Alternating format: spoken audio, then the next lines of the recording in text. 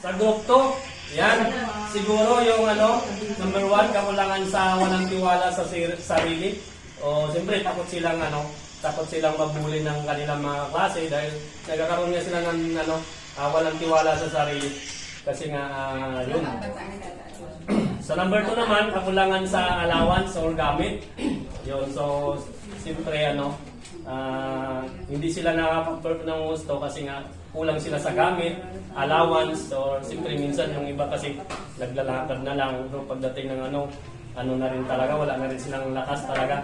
Yun, sa number 3 naman, kakulangan sa attention ng magulang or pabaya. Yan. So, pagdating ng yung kulang ng attention sa magulang, pagdating parang doon na lang nila nababaling sa nila, sa mga klase nila. So, pagdating ng perform, parang wala na silang alam kasi nga yung na lang ng mga klase nila gusto nila maano doon. So, sa pangapat naman, influence sa barkada. So, yun, tawag nito. Kumbaga, pag nasa klase na sila, hindi na sila nakapag-perform ng gusto kasi nga isip nila sa barkada na lang. Kumbaga, isip nila isa ganito, may lakad na naman, may ganito.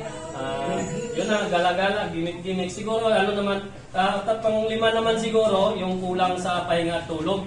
So, alam naman natin ngayon, sa panahon ngayon, yung mga kabataan ngayon, pag hindi mo talaga, i-manage yung time nila, so, kailangan yung cellphone talaga na sa tamang oras talaga pagpagamit sa mga bata.